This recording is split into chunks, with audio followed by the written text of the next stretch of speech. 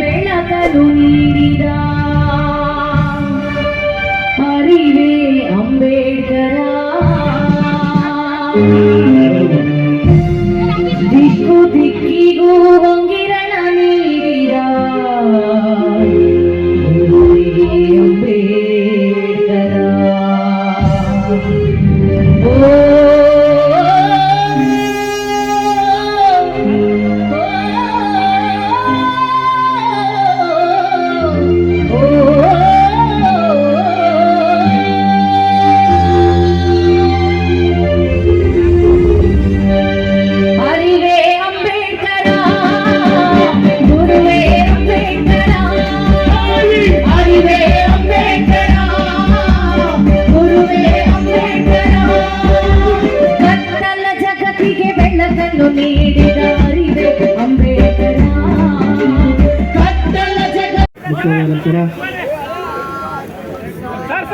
ಸಂದರ್ಭದಲ್ಲಿ ತಾವು ಕೈ ಜೋಡಿಸಿ ಒಂದು ಮೆರುಗನ್ನ ತಂದು ಕೊಡುತ್ತಾ ಇದ್ದಾರೆ.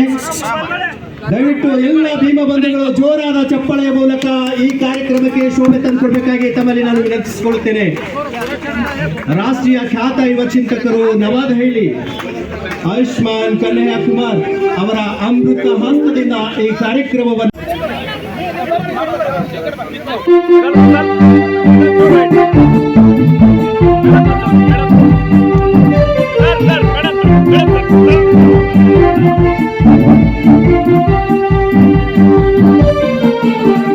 जय हे भारत भाग्य विधाता, जय हे संविधान पिता, प्रबुद्ध भारत नी आशीष बयसिದೆ ಎಲ್ಲ ಜನಹಿತ. जय हे जय हे जय जय जय जय. ಸೂರ್ಯ ಚಂದ್ರ ಇರುವವರೆಗೂ ಕೂಡ ಡಾಕ್ಟರ್ ಬಾಬಾ ಸಾಹೇಬ್ ಅಂಬೇಡ್ಕರ್ ಅವರು ನಮಗೆ ಅರಿವು ಗುರುವು ಅಂತ ಕಟ್ಟಿಕೊಟ್ಟಿರುವಂತಹ ಹೀಗಿದೆ. ಹೆಣ್ಮಕ್ಕಳಿಗೆ ವ್ಯವಸ್ಥೆ ಆಸನದ ವ್ಯವಸ್ಥೆ ಮಾಡಿಕೊಡ್ಬೇಕು. ನಮ್ಮೆಲ್ಲರ ನೆಚ್ಚಿನ ನಾಯಕರಾಗಿರ್ತಕ್ಕಂಥ ಕನ್ಹಯ್ಯಕುಮಾರ್ ಅವರು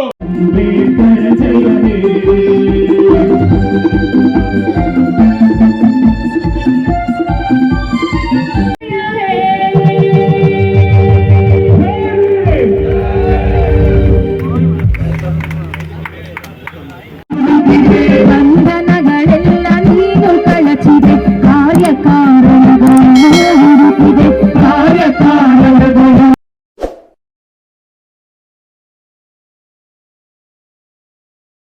ಸ್ವಾಗತವನ್ನ ಕೋರ್ಬೇಕಾಗುತ್ತೆ ವಿನಂತಿ. ಹಾಗೆ ಸರ್ ಪ್ಲೀಸ್.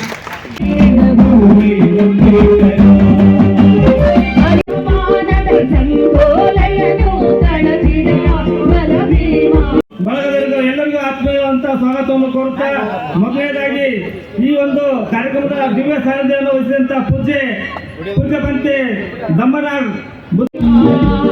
ಯುಗ ಯುಗ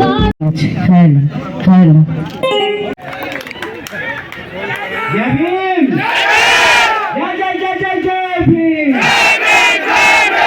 जय जय जय जय भीम। साथियों, मेरी आवाज जहाँ तक पहुँच रही है, नमो बुद्धाय बोलते हो ओम नमः शिवाय। अगर आप ओम नमः शिवाय बोलते हैं तो आपको पेट्रोल 50 रुपये लीटर मिलेगा, और नमो बुद्धाय बोलते हैं तो आपको 100 रुपये लीटर मिलेगा। ऐसा है क्या? अगर आप तिलक लगाए हैं तो आपको 50 रुपये लीटर मिलेगा, और अगर आप टोपी पहने तो आपको 100 रुपये लीटर मिलेगा। ऐसा है क्या? जब देश की, हिंदू की, मुसलमान की, सिख की, ईसाई की, बुद्धिस्ट की, सबकी समस्या महंगाई है, तो फिर महंगाई पे बात क्यों नहीं होती है? इस देश की दूसरी सबसे बड़ी समस्या है भ्रष्टाचार। और आप जानते हैं, लोग कहते थे पहले पेटीएम करो, अब कहते हैं पेसीएम करो। ये हम नहीं बोल रहे हैं, ये कर्नाटक के भीतर जो ठेकेदार लोग हैं उन्होंने कहा है कि 40% कमीशन लगता है। लगता है नहीं लगता है? अरे खुलेआम बोलिए ना, डर किस बात का है? डॉक्टर बाबा साहब भीमराव अंबेडकर की जयंती मना रहे हैं। उन्होंने हजारों साल की गुलामी को तोड़ करके रख दिया था, हम सच नहीं बोल सकते हैं। 40% की सरकार, लोग बोल रहे हैं नहीं बोल रहे हैं, इसका मतलब भ्रष्टाचार सबसे बड़ी समस्या है। तो भ्रष्टाचार पे बात क्यों नहीं होती है? मैं प्रधानमंत्री जी को बहुत प्रेम करता हूं, मैं सचमुच करता हूं। इसलिए करता हूं कि अगर डॉक्टर बाबा साहब भीमराव अंबेडकर नहीं होते, अगर देश में आजादी का आंदोलन नहीं हुआ होता, अगर भगत सिंह हंसते हंसते फांसी के फंदे पर नहीं झूमे होते, अगर संविधान सभा में बैठे लोगों ने ये कानून नहीं बनाया होता कि गरीब का बच्चा भी इस देश में ना सिर्फ वोट दे सकता है बल्कि चुनाव लड़ सकता है, देश का प्रधानमंत्री बन सकता है। ये तो संविधान की ताकत है ना, ये तो खुशी की बात है। तकलीफ कहाँ होती है? तकलीफ वहां होती है साहब कि भ्रष्टाचार की जब बात करते हैं ना वो, तो भ्रष्टाचार की बात करते हुए ये बताना भूल जाते हैं कि ऐसा कौन सा डिटर्जेंट है गुरुजी कि वो भ्रष्टाचारी जो दूसरे पार्टी में था वो भ्रष्टाचारी था और आपकी पार्टी का माला पहनते ही सदाचारी बन जाता है। आजकल एक नया सगुफा छोड़ा गया है परिवारवाद का। सुने नहीं सुने? सुने है ना? तो एक बात हमको बताइए कि ज्योतिरादित्य सिंधिया माधवराव सिंधिया के पुत्र, सुपुत्र कह लीजिए, वो जब कांग्रेस में थे तो वो परिवारवाद था, ठीक? और आजकल भाजपा में है तो क्या इसको समाजवाद कहा जाए?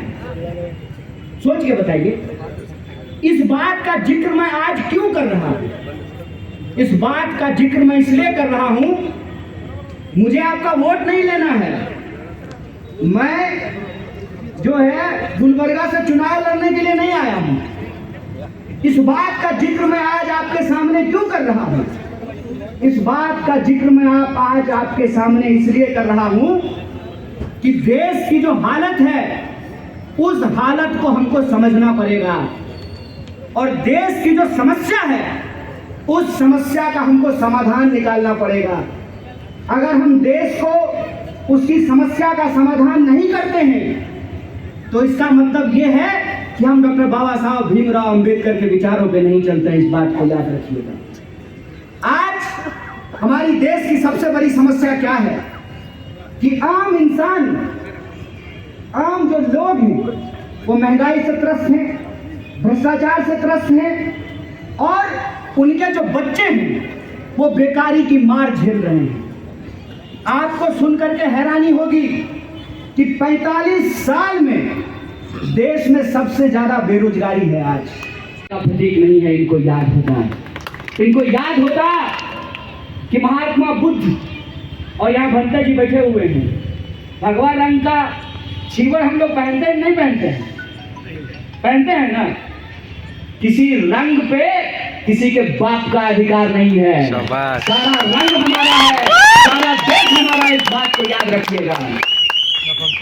तो ये बताएं कि मुगल को इतिहास से हटा देंगे, हटा दीजिए तो क्या बताएंगे?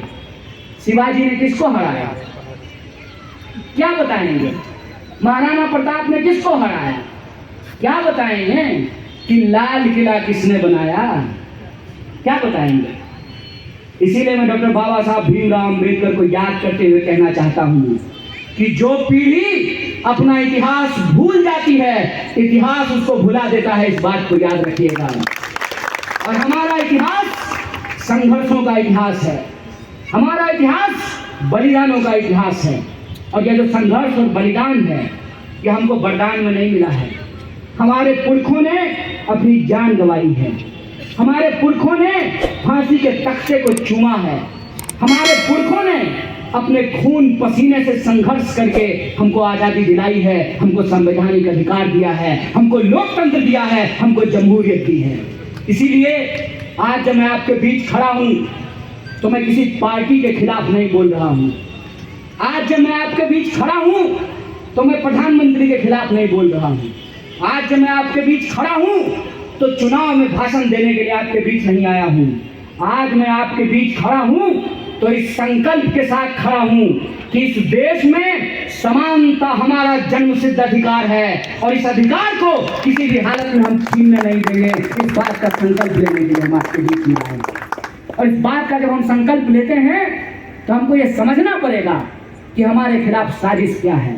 साजिश वही है कि वो जो 5 एकड़ जमीन थी जिसमें 2 भाई आपस में लड़ रहे थे और बचपन में मेरे दिमाग में आता था कि ये दोनों बैठ करके 2.5 एकड़ पे खेती क्यों नहीं कर लेता है, तो वही सवाल आज हमारे मन में है कि इस देश के 140 करोड़ लोगों को इसलिए लड़ाया जा रहा है कि जो सत्ता के द्वारा लूट की जा रही है, बेईमानी किया जा रहा है, भ्रष्टाचार किया जा रहा है, उस तरफ हमारी नजर न जाए।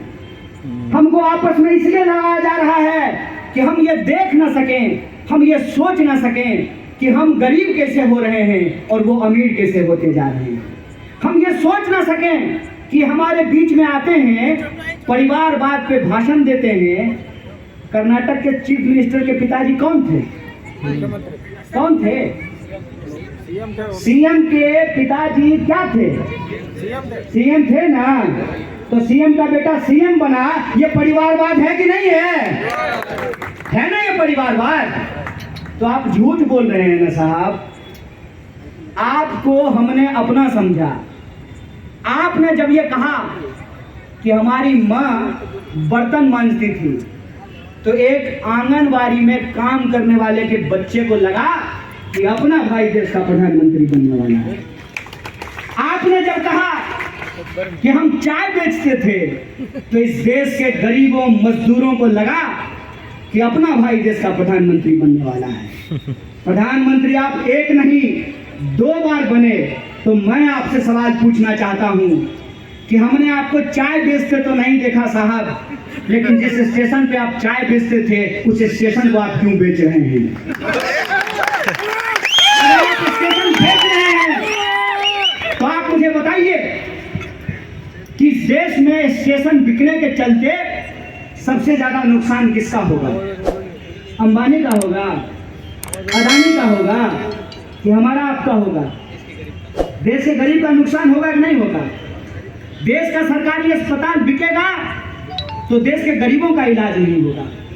देश के सरकारी स्कूल बंद होंगे तो देश के दलितों और गरीबों के बच्चे नहीं पढ़ पाएंगे। देश में अगर किराया महंगा होगा तो इस देश के गरीब और दलित एक इलाके से दूसरे इलाके में जाकर के काम करते हैं, गन्ना काटते हैं, मजदूरी करते हैं। बताइए आपके इलाके के लोग हैदराबाद में जाकर के मजदूरी करते हैं नहीं करते हैं? को भी ये बात हमको याद रखना पड़ेगा। इसीलिए दोस्तों आज हमारा देश जिस मोड़ पे खड़ा है उस साजिश को हमको समझना पड़ेगा। और वो साजिश क्या है? वो साजिश बहुत आसान है और ये कहानी मैं अक्सर लोगों को सुनाता हूँ। एक बार फिर आपको सुना रहा हूँ। जब मैं छोटा था, स्कूल में पढ़ता था, मेरे स्कूल के ठीक सामने एक बहुत बड़ा जमीन का टुकड़ा था। 5 एकड़ जमीन रहा होगा। उस 5 एकड़ जमीन पे कोई खेती नहीं होती थी। उस 5 एकड़ जमीन पे जंगल लुगा हुआ था, क्योंकि उस 5 एकड़ जमीन के जो मालिक थे वो 2 भाई थे और दोनों भाई आपस में लड़ रहे थे। दोनों भाई आपस में लड़ रहे थे तो कोई ये देखने वाला ही नहीं था कि उस जमीन पे जंगल क्यों उगाया है। और हम जब उस स्थिति को देखते थे तो हमारे मन में बार बार ये विचार आता था कि ये दोनों भाई साथ में बैठ करके 2.5 एकड़ पे खेती क्यों नहीं कर लेता है। वही सवाल आज पीएचडी खत्म करने के बाद हमारे दिमाग में बार बार आता है कि 140 करोड़ लोग हैं इस देश में रहने वाले। इस 140 करोड़ लोगों की हालत क्या है कि 1% 100 में 1% लोगों के पास 70% संपत्ति है। कितनी? 70। और इस देश के जो 40% लोग हैं उनकी आमदनी 50% घट गई है, और वह जो 1% लोग हैं उनकी आमदनी 50% बढ़ गई। एक सवाल आप अपने मन में रख के पूछिएगा कि जब महंगाई बढ़ गई तो आपके घर का बजट बिगड़ गया। माता जी पीछे हैं, आगे भी। महंगाई बढ़ने से आपके घर का बजट बिगड़ा है कि नहीं बिगड़ा है? 450 का सिलेंडर अगर 1000 रुपए में मिलेगा तो बजट बिगड़ेगा ना। 200 रुपए का आटा अगर 400 रुपए में मिलेगा तो बजट बिगड़ेगा ना। इधर नौजवान सब खड़ा है, बिगड़ेगा सर। इंस्टाग्राम करता है। जियो धन धना धन याद है दोस्त? फ्री में आया था ना। आजकल जियो टीवी पे IPL भी फ्री में आ रहा है। सच्ची में। जानते हो इसका गेम क्या है? रात में तुमको भर पेट खाना खिलाएगा, और जब सुबह उठोगे ना तो सुलभ शौचालय के सामने खड़ा होकर के कहेगा दो 500 रुपया संडास करना। समझे कि नहीं समझे? यही गेम हमारे साथ चल रहा है। जब जियो आया था तो फ्री में मिल रहा था, अब कितने में रिचार्ज होता है? 300। 200 बोलिए 700। पहले कितने में होता था? गेम समझे? मैं समझाता हूँ। गेम ये है कि देश की सरकारी संपत्तियों को नुकसान में है ये कह करके अपने दोस्त को बेच देना है। सच्ची में। अब जब BSNL होगा ही नहीं, क्योंकि BSNL को तो बदनाम कर दिया हमने, भाई साहब नहीं लगेगा। जब भाई साहब नहीं लगेगा होगा, जब BSNL नहीं होगा तो जियो धन धना धन आराम से होगा ना। अब वो आपसे 700 रुपया ले कि 1700 रुपया ले कि 2700 रुपया ले, रिचार्ज कराइएगा ना। नहीं कराइएगा तो आई लव यू कैसे बोलिएगा? है ना? सच्ची में। गेम समझ रहे हैं? तो जरा आप सोच करके देखिए कि आपकी आमदनी कम हो गई, आपके बच्चों को रोजगार नहीं मिल रहा है, तो अदानी दुनिया का सबसे बड़ा आदमी कैसे बन गए? आपके श्रम की चोरी करके, आपके लेबर की चोरी करके अपनी तिजोरियों को भरता है, और जब उसकी तिजोरी भर जाएगी तब वो क्या करेगा? आज जो लोग गद्दी पे बैठे हुए हैं उनका 2 काम है। पहला, देश के लोगों को कहते हैं देश के नाम पर तुम मुझे वोट दो, तुम मुझे वोट दो, और हम तुमको क्या देंगे? हम तुमको नफरत देंगे। तुम मुझे वोट दो, मैं तुमको दंगा दूंगा, ये देश को कहते हैं, और दोस्त को कहते हैं तुम मुझे चंदा दो, मैं तुमको धंधा दूंगा। यही चल रहा है ना। एक बात आप सोच करके बताइए कि अगर डॉक्टर बाबा साहब भीमराव अंबेडकर सरीखे लोग संविधान सभा में नहीं होते तो सबको बराबरी का वोट का अधिकार मिलता क्या? नहीं मिलता ना। अगर बराबरी का वोट का अधिकार नहीं मिलता तो आपको लगता है कि जिन लोगों ने इस देश की संपत्ति को लूटा है, अरे अभी तो सरकार को पानी पिलाना है।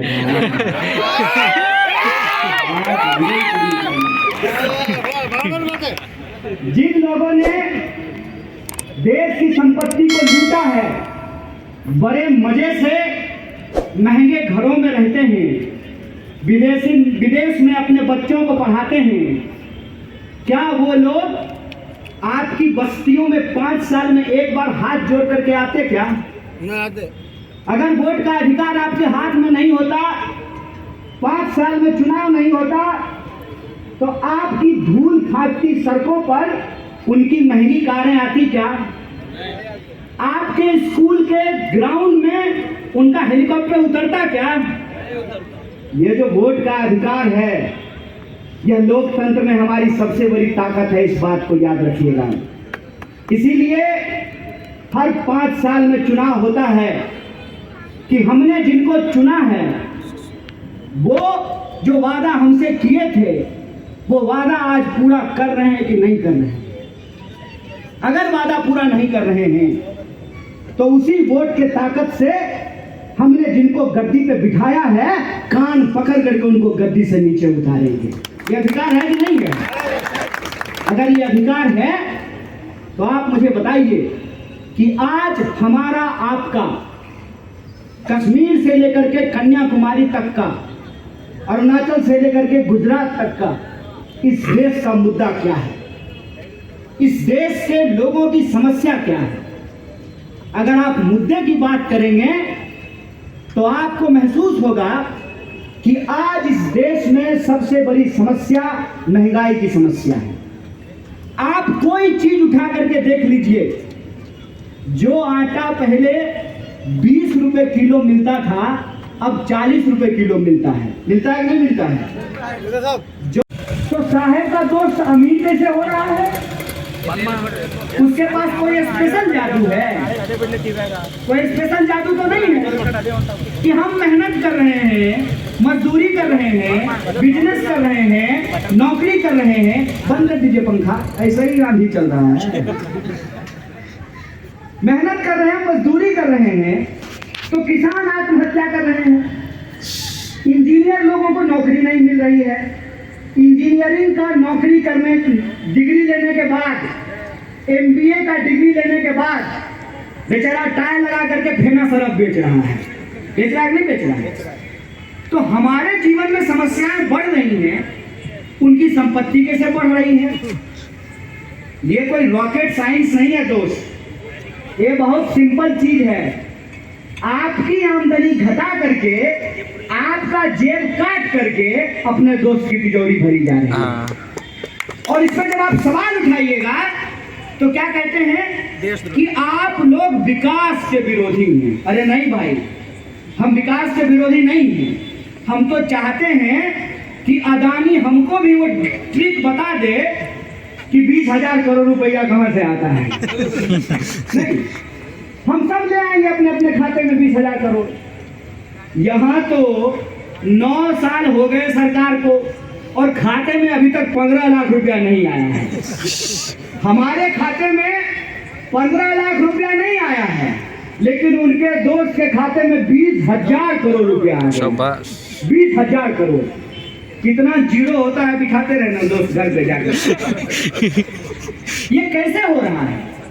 और इस पर जब आप प्रश्न पूछिएगा तो वो सब बात कर रहे हैं, इधर की बात कर रहे हैं, उधर की बात कर रहे हैं, लेकिन ये नहीं बता रहे हैं कि जब देश गरीब हो रहा है तो आपका दोस्त अमीर कैसे हो रहा है। ये नहीं बता रहे हैं कि हमारी आमदनी घट रही है तो आपके दोस्त के खाते में 20,000 करोड़ रुपया कहां से आ रहा है। और आपको अगर लगता है कि आपका दोस्त जो है वो संत है, आपका दोस्त महात्मा है, चलिए मान लेते हैं, तो जांच करा लेने में कोई दिक्कत है? ये कहते हैं कि राम राज आ गया है, कहते हैं ना, मान लेते हैं, इनकी ही बात को मान लेते हैं। तो राम राज में क्या फर्क पड़ता है? कटहल को आम कहने से आम कटहल तो नहीं हो जाएगा। किसी जगह का नाम बदल जाए ये महत्वपूर्ण नहीं है, इंसान नहीं बदलना चाहिए, मोहब्बत नहीं बदलनी चाहिए, भाईचारा नहीं बदलना चाहिए। और उस जगह की जो सबसे बड़ी खासियत है, ये मिट्टी ऐसी मिट्टी है जिसको गुलबर्गा कह लीजिए या कलबुर्गी कह लीजिए, यहाँ मशहूर मंदिर भी है, दरगाह भी है और बौद्ध विहार भी है। मैं सबसे पहले अम्बेडकर को याद कर रहे हैं, तो क्या डॉक्टर बाबा साहब को उनको विचारों से अलग करके देखेंगे? ऐसा तो नहीं होगा कि डॉक्टर बाबा साहब को याद करेंगे तो उनके विचारों को याद नहीं करेंगे। और जब उनके विचारों को याद करेंगे तब 22 प्रतिज्ञा की भी बात होगी कि नहीं होगी? एक तरफ आप सरकारी छुट्टी देते हैं, बाबा साहब की मूर्ति लगाते हैं, उसके ऊपर माला चढ़ाते हैं, फोटो खिंचवाते हैं, मीडिया को बुलाते हैं, फेसबुक पे पोस्ट करते हैं, ट्विटर पे ट्वीट करते हैं। लेकिन डॉक्टर बाबा साहब भीमराव अंबेडकर की 22 प्रतिज्ञा को अगर कोई चौक पे खड़ा होकर के पढ़ दे तो उसको जेल में बंद कर देते हैं। बोलिए ये न्याय है? ये बेईमानी है कि नहीं है? जो छुआछूत करते हैं, जो असमानता फैलाते हैं, जो इंसान को इंसान समझने से इनकार करते हैं, वही हमारा वोट लेकर के गद्दी पर बैठ करके बाबा साहब की मूर्ति पे माला चढ़ा करके हमारे साथ भेदभाव करते हैं। बोलिए भेदभाव करते हैं कि नहीं करते हैं? डॉक्टर बाबा साहब ने एक बात कहा था कि राजनीतिक समानता तब तक कायम नहीं रह सकती है जब तक सामाजिक और आर्थिक समानता समाज में कायम ना कर दिया जाए। डॉक्टर बाबा साहब ने कहा कि पॉलिटिकल डेमोक्रेसी सोशल और इकोनॉमिक डेमोक्रेसी के बिना नहीं रह सकती है। और इसका एक उदाहरण मैं आपको देना चाहता हूँ। ये जो छोटा बच्चा है ना, ये भी इस बात को समझ जाएगा। डॉक्टर बाबा साहब भीमराव अंबेडकर और संविधान सभा ने एक कानून बनाया कि हेलीकॉप्टर पर उड़ने वाले का भी वोट और पैदल चलने वाले का वोट। क्या पैदल चलने वाला इस देश में चुनाव लड़ सकता है? लड़ सकता है? सोच के बताइए। धीरे धीरे 26 जनवरी 1950 को इस देश के आम लोगों को जो एक अधिकार मिला था, वो अधिकार बड़ी चालाकी से हमसे छीनने की कोशिश की जा रही है। आप सब जानते हैं कि चुनाव में क्या होता है। चुनाव में पैसे का इस्तेमाल होता है, दारू का इस्तेमाल होता है, वोट को खरीदा जाता है। याद रखिएगा, डॉक्टर बाबा साहब भीमराव अंबेडकर को याद करने का मतलब होता है कि उनके विचारों पर चलना, उनके बताए रास्तों पर चलना। और उन्होंने क्या कहा था कि इस देश में असमानता के 2 कारण हैं, समानता के 2 दुश्मन हैं। एक जातिवाद और दूसरा पूंजीवाद। जातिवाद इंसान को इंसान से लड़ाता है और अब 1000 रुपए में मिल रहा है। जो सब्जियां पहले 50 रुपए किलो मिलती थी, अब 100 रुपए किलो मिल रहा है। जो तेल पहले 100 रुपए मिल रहा था, वो अब 200 रुपए मिल रहा है। जो दाल पहले 200 रुपए मिल रहा था, अब 400 रुपए मिल रहा है। जो चावल पहले 35 रुपए किलो मिल रहा था, वो अब 90 रुपए किलो मिल रहा है। बोलिए मिल रहा है कि नहीं मिल रहा है? इस देश में कौन ऐसा इंसान है, चाहे मोमबत्ती जलाने वाला हो या अगरबत्ती जलाने वाला हो, चाहे रमजान करने वाला हो या दरगाह पे जाने वाला हो, बौद्ध विहार जाने वाला हो या मंदिर जाने वाला हो, सबके लिए महंगाई है कि नहीं है? ऐसा तो नहीं है कि पेट्रोल पंप पे को याद करते हैं। हम जब समानता की बात करते हैं, हम जब बराबरी की बात करते हैं, हम जब एकता की बात करते हैं, तो ऊंच नीच कहने वाले लोगों को पेट में दर्द होने लगता है। हमने कब राजनीति की है?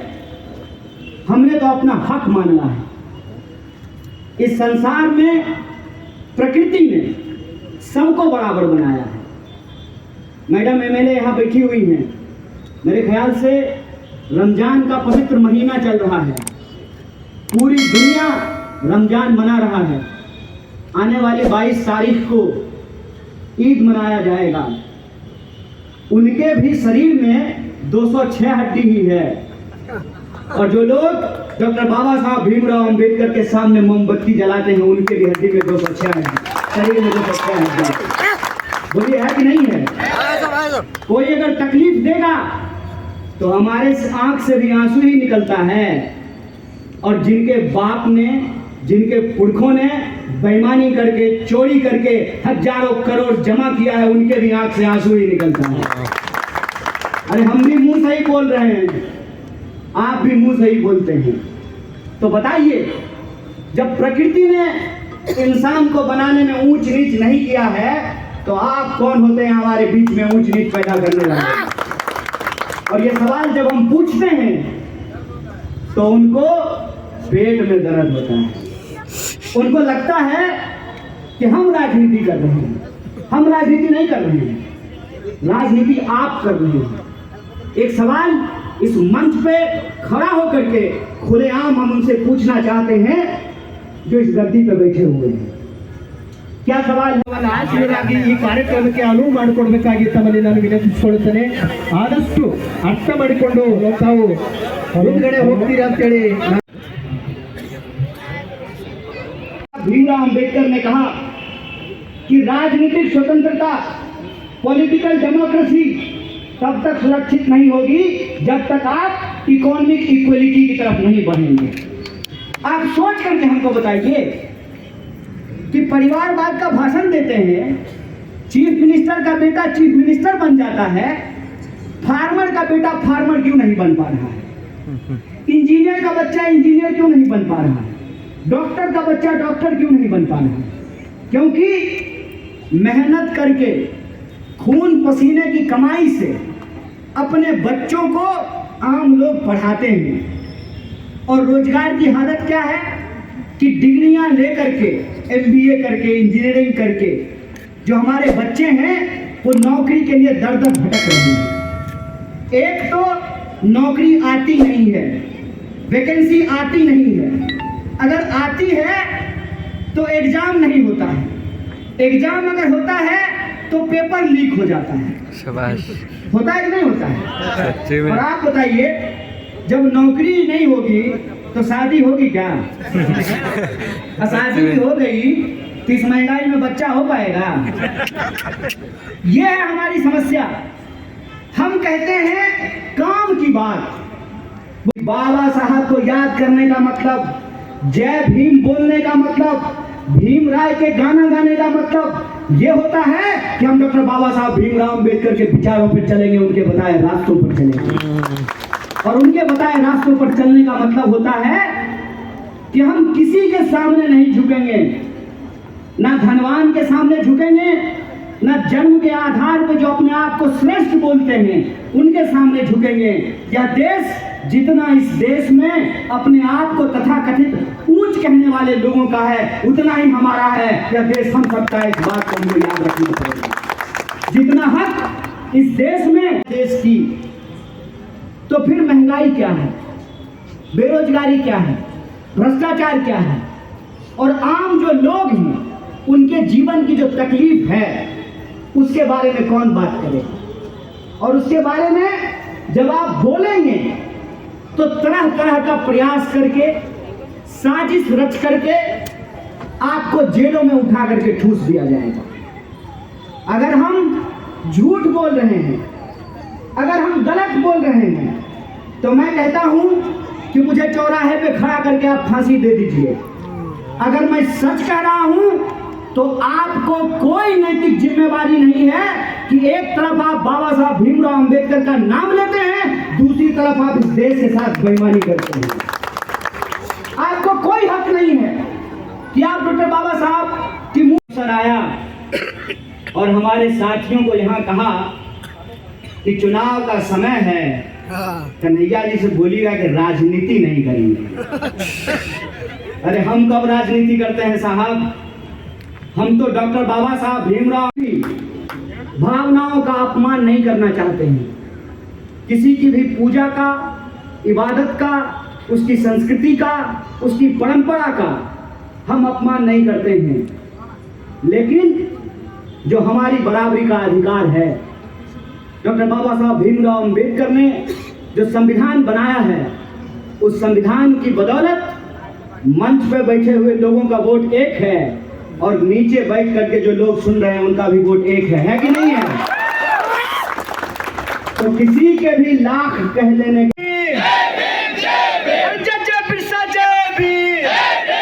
बहनों का, किसान मजदूर भाइयों का, दुकानदारी करके, नौकरी करके, बिजनेस करके, मेहनत मजदूरी करके अपने परिवार का भरण पोषण करने वाले आप तमाम लोगों का क्रांतिकारी इस्तकबाल करता हूँ, आपका हार्दिक अभिनंदन करता हूँ। दोस्तों, आज 13 अप्रैल है। 13 अप्रैल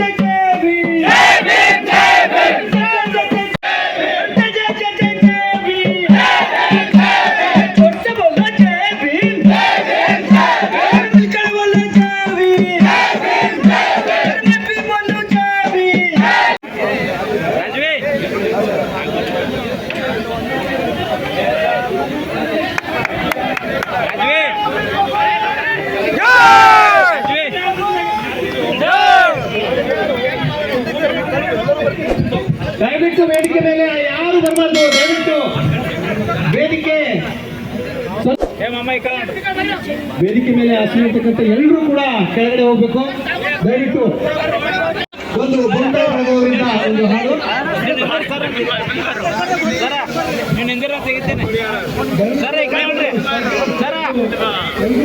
ಸರ್